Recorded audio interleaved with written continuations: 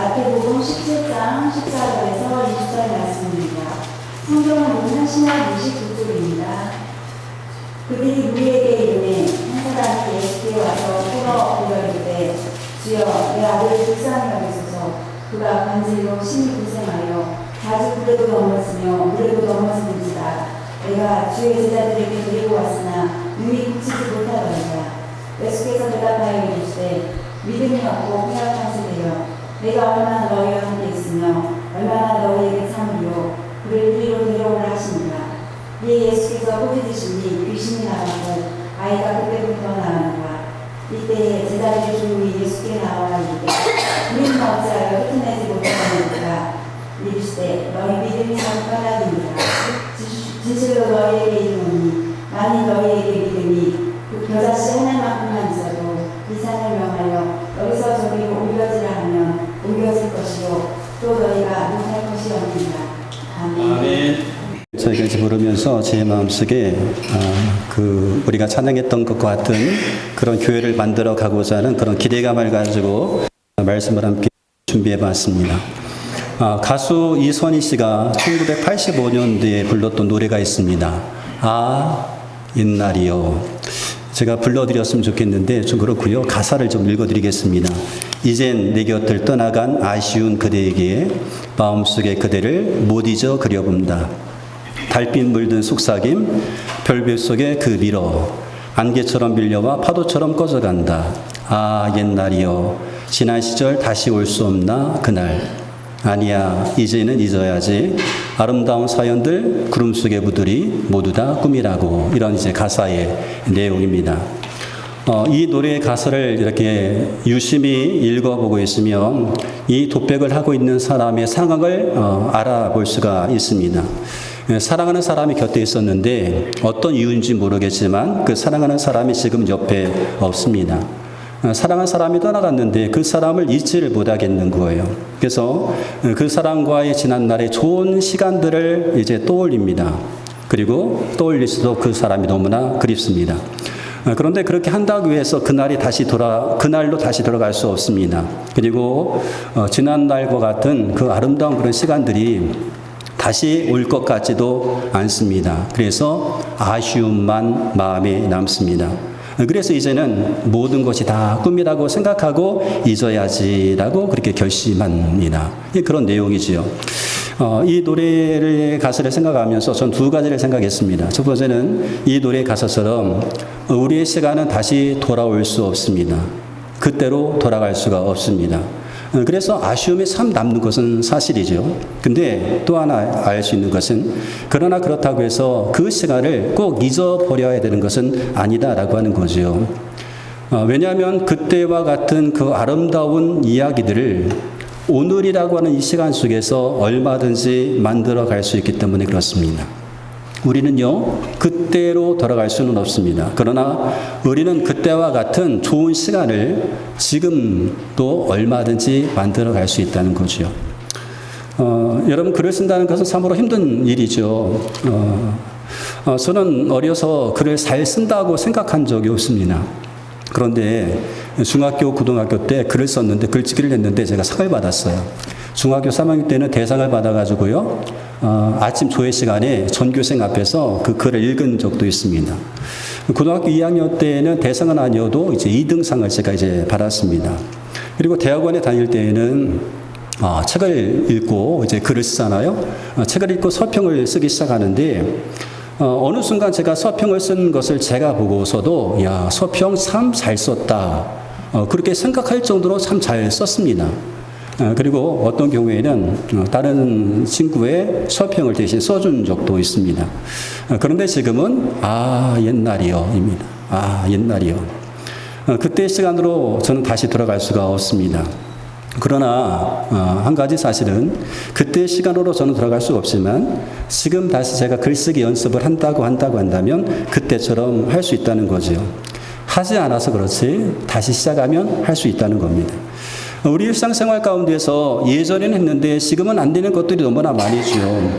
그래서 옛날 일을 생각하면서 옛날이요 그때가 참 좋았는데 라고 말하기도 합니다. 그런데 여러분 참 다행인 것은 지금이라도 다시 시작하면 그때처럼 할 수 있다는 거죠. 우리 신앙생활도 마찬가지입니다. 우리 신앙생활 가운데 옛날에 좋은 기억들, 여러분이 은혜로 충만했던 그 시간들이 있습니다. 그때의 기억을 떠올릴 때마다 옛날이요 하면서 그때를 그리워하죠. 옛날이요. 옛날이 참 좋았다라고 여러분 생각하잖아요. 그때로 돌아갈 수 있으면 얼마나 좋을까요? 그런데 여러분, 우리는 그때로 돌아갈 수가 없습니다. 그러나 그때로 돌아갈 수는 없지만, 지나갈 시간은 다시 올 수 없지만, 그러나 우리는 지금이라는 이 시간 속에서 그때의 좋은 시간들을 얼마든지 만들어 갈 수 있다는 거죠. 이것이 얼마나 감사합니까? 그때로 돌아갈 수는 없지만 그때 좋았던 그 기억들, 그때 좋았던 이야기들을 지금이라는 시간 속에서 만들어갈 수 있으니 얼마나 감사한 일입니까? 그럼 어떻게 하면 될까라고 하는 거예요. 예수님께서 베드로, 야고보, 요한을 데리시고 기도하시기 위해서 산에 올라가셨죠. 예수님께서 오랫동안 그 산에서 기도하셨습니다. 기도하시다가 예수님의 모습이 변화되기 시작합니다. 제자들은 그 모습을 보고 마치 천국을 경험하는 것 같았어요. 그래서 베드로가 예수님 앞에 이렇게 말하죠. 예수님, 우리가 여기 있는 것이 너무너무 좋습니다. 여기에다가 초막 3개를 짓겠습니다. 하나는 예수님을 위해서, 하나는 모세를 위해서, 하나는 엘리야를 위해서 그렇게 하겠습니다. 예수님, 우리가 여기 있는 것이 좋으니까 우리 여기 머물릅시다. 이제 그렇게 말씀드린 것 아니겠어요? 여러분, 우리가 은혜를 받으면 은혜 받은 곳에 있기를 원하죠. 은혜가 충만하면 은혜가 충만한 곳에 있기를 원하는 것은 너무나 당연한 거예요. 그런데 그것은 하나님의 뜻이 아닙니다.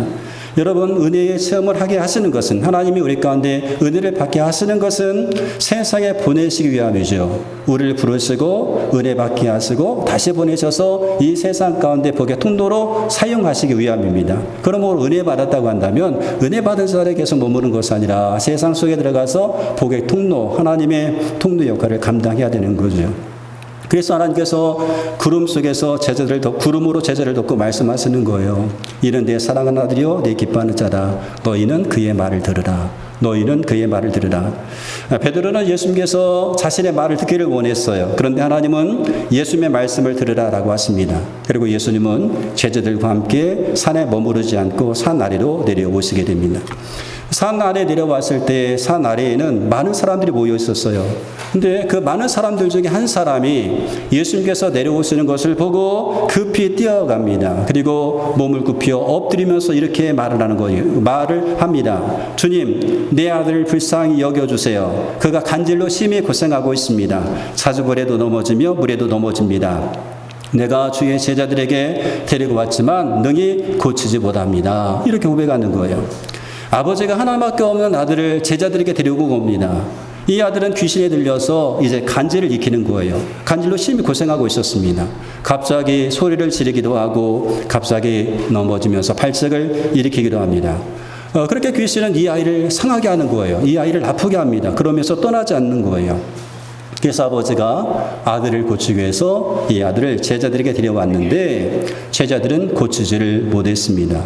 귀신을 쫓아내지 못했습니다. 그러면 왜 하지 못했던 것일까라고 하는 거죠. 제자들은 이미 전에 귀신을 쫓아내 본 경험이 있었습니다. 제자들은 이미 전에 병을 고친 적이 있었습니다. 예수님께서 제자들을 이제 전도하러 보내시면서 귀신을 제어하고 병을 고치는 능력을 주셨기 때문에 그렇죠. 누가복음 9장 1절로 2절에 보니까 예수께서 12 제자를 불러 모으사 모든 귀신을 제어하며 병을 고치는 능력과 권위를 주시고 하나님 나라를 전파하며 앓는 자를 고치게 하려 내보내시며. 그래서 제자들이 전도하러 나가게 된 거예요. 제자들이 전도하러 다닙니다. 각 마을에 다니면서 복음을 전하고 귀신을 쫓아내며 병을 이제 고쳤습니다. 마가복음 6장 12절에 보니까 제자들이 나가서 회개하라 전파하고 많은 귀신을 쫓아내며 많은 병자에게 기름 발라 고치더라. 제자들은 이미 귀신을 쫓아내본 경험이 있습니다. 제자들은 이미 많은 병자를 고쳐봤던 그런 경험이 있었던 사람이었습니다. 그런데 지금은 할 수 없는 거예요. 지금은 못합니다. 옛날이요가 된 거죠. 옛날이요. 옛날에는 됐는데 지금은 안 되는 겁니다. 그러면 왜 그때는 되었는데 지금은 안 되는 것일까라고 하는 거예요. 그 이유는 예수님께서 하신 말씀을 통해서 우리가 알 수 있지요. 17절에 예수님께서 이렇게 말씀하셔요.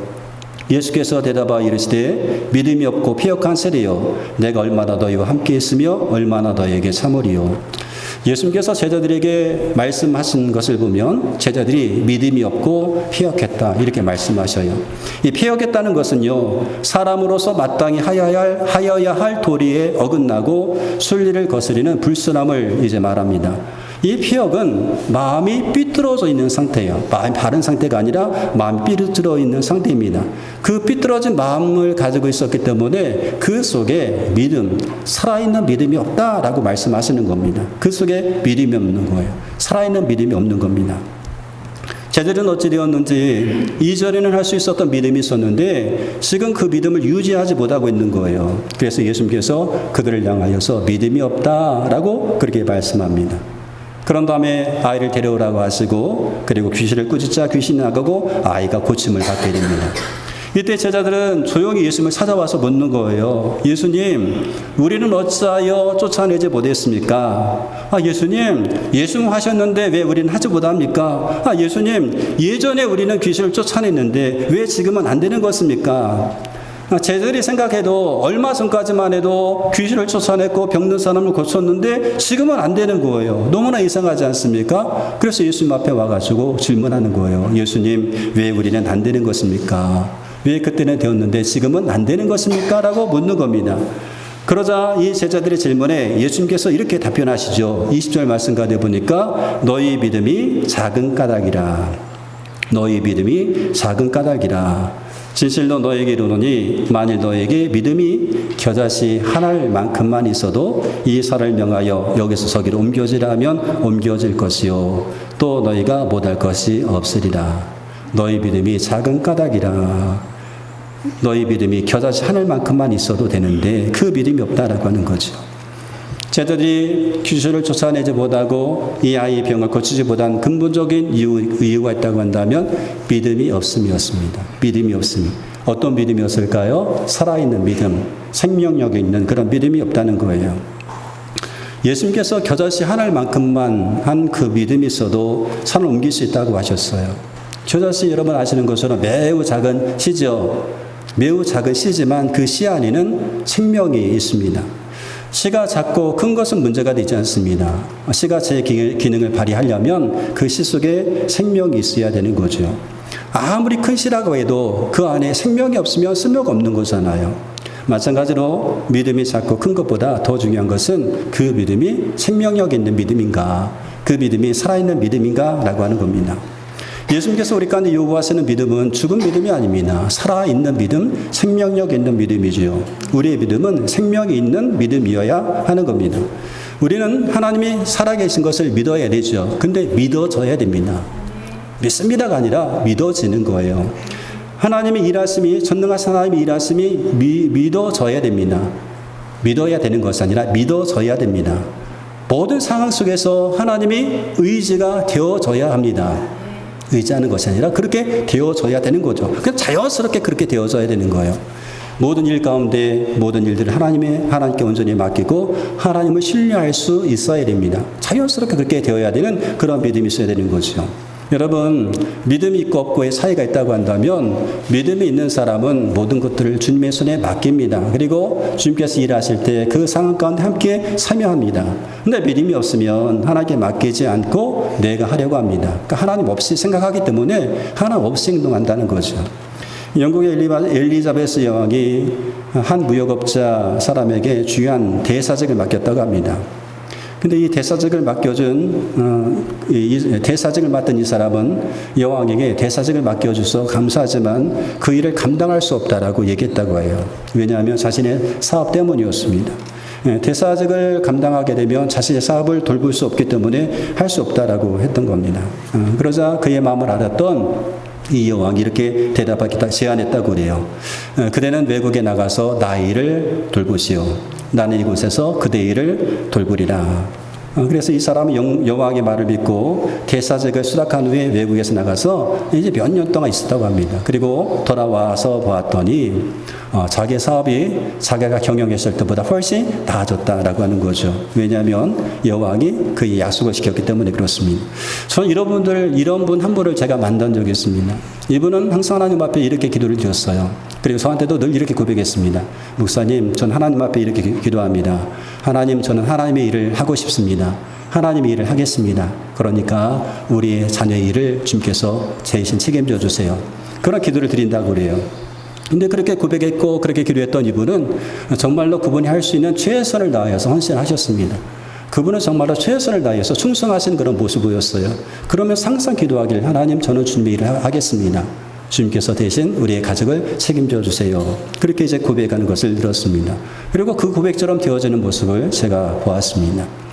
여러분, 살아있고 생명력이 있는 이 믿음, 정말로 모든 것을 맡길 만한 믿음, 하나님이 살아계심이 믿어지고 하나님의 역사하심이 믿어지는 그런 믿음, 그런 생명력 있는 믿음이 우리 삶 가운데 계속해서 유지되어야 된다는 거죠. 제자들은 얼마 전까지 그런 믿음이 있었습니다. 병을 고칠 만한 믿음이 있었어요. 귀신을 쫓아낼 만한 믿음이 있었습니다. 그런데 그 믿음을 지금 유지하지 못하고 있는 거예요. 어제는 되었는데 지금은 안 되는 거예요. 어제는 믿음이 있었는데 오늘은 그 믿음이 없는 겁니다. 그 어제의 믿음을 지금 유지하지 못하고 있었던 거죠. 왜 그렇다면 그 믿음을 유지하지 못했을까 하는 거죠. 우리는 그 답을 마가복음 9장에서 찾을 수가 있는데요. 마가복음 9장 28절 29절에 보니까 이렇게 말씀하고 있어요. 집에 들어갔음에 제자들이 조용히 묻자오되 우리는 어찌하여 능히 귀신을 쫓아내지 못하였나이까. 예수님께서 말씀하시길, 기도 외에 다른 곳으로는 이런 종류가 나갈 수 없느니라. 기도 외에는 다른 곳으로 이런 종류가 나갈 수 없느니라. 여러분, 왜 믿음이 없어졌습니까? 왜 믿음을 유지하지 못하고 있습니까? 왜 생명력 있는 그 믿음을 계속해서 지키지 못하고 있습니까? 기도하지 않았기 때문입니다. 기도하지 않았기 때문입니다. 제자들이 살아있는 믿음을 계속해서 유지하지 못했던 결정적인 이유가 있다고 한다면 기도하지 않았기 때문에 그렇습니다. 기도하지 않는 제자들의 믿음은 어제의 믿음이었습니다. 오늘의 믿음이 아니라 어제의 믿음이었습니다.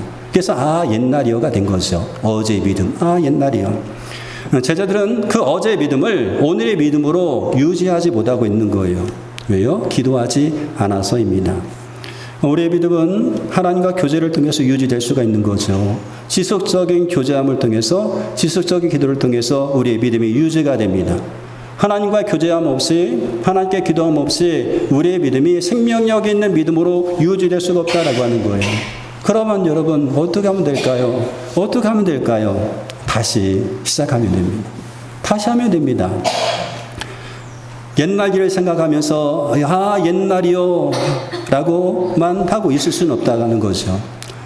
옛날이요 라고 한다고 해서 그때의 시간으로 우리가 돌아갈 수가 없습니다. 그때의 시간은 돌아오지 않습니다. 그러나 우리는 그때의 그 능력을 회복할 수 있는 겁니다. 어떻게 해요? 다시 시작하면 됩니다. 다시 기도하면 됩니다. 덕선방석교회가 서 있는 이 동산은 참 아름다운 동산입니다. 참 아름다운 동산이잖아요. 저는 매일 이 광경을 봅니다. 아침마다, 새벽마다 보는데 새벽 기도를 마치고 이렇게 마당에 딱 나가면 여러분, 새들의 지저귀 소리가 엄청나게 들려옵니다. 엄청나게 많이 들려와요. 그리고 저녁 때에 이렇게 이제 집에 있으면 개구리들의 울음소리가 얼마나 개굴개굴 거리는지 저 멀리서부터 그 소리가 막 들려옵니다. 저는 새들의 기저귀 소리와 개구리의 그 소리를 들을 때마다 그런 마음이 생기는 거예요. 하나님, 우리 교회에서, 이 예배당에서 기도의 소리가 새들의 짖음처럼, 개구리 울음소리처럼 그렇게 왕왕왕왕 계속 울렸으면 너무나 좋겠습니다. 그러면서 기도합니다. 하나님, 우리 예배당 가운데서 아침 저녁으로 기도하는 성도가 있어가지고 기도의 소리가 계속해서 울려놨으면 좋겠습니다. 기도의 소리가 끊이지 않는 교회가 되게 해주세요. 여러분의 신앙생활 가운데 옛날이요 라고 하는 그런 아쉬움이 있습니까? 옛날이요. 지난 시절 다시 돌아갈 수 없나 그런 아쉬움이 있습니까? 교회를 생각하면서도 옛날이요 라고 하는 그런 안타까움이 여러분 가운데 있습니까? 그렇다고 한다면 다시 시작하면 됩니다. 그때로 돌아갈 수는 없지만, 그때의 시간으로 우리는 돌아갈 수 없지만 우리가 다시 기도하기 시작하면 그때의 능력을 회복할 수가 있습니다.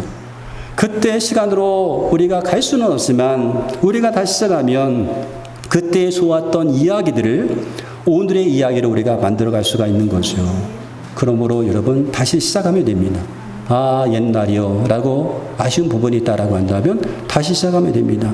어제 좋았던 믿음을 오늘 유지하기 위해서 다시 시작하면 됩니다. 어제 충만했던 은혜가 오늘 계속해서 충만해지기 위해서 다시 시작하면 됩니다. 그때의 시간으로 돌아갈 수는 없지만 그때 좋았던 시간, 그때의 좋았던 기억들을 오늘 만들기 위해서, 오늘의 시간 속에 만들기 위해서 다시 시작하면 됩니다. 다시 기도하면 됩니다. 여러분 다시 시작하시고 다시 기도해 보십시오. 다시 시작하시고 다시 기도해 보신다라고 한다면 그때 그 시절로 돌아갈 수는 없지만 그때 좋았던 그 이야기를 오늘의 이야기로 만들어갈 수 있습니다. 그런 은혜가 저와 여러분 가운데 있기를 주의 이름으로 축원드리겠습니다.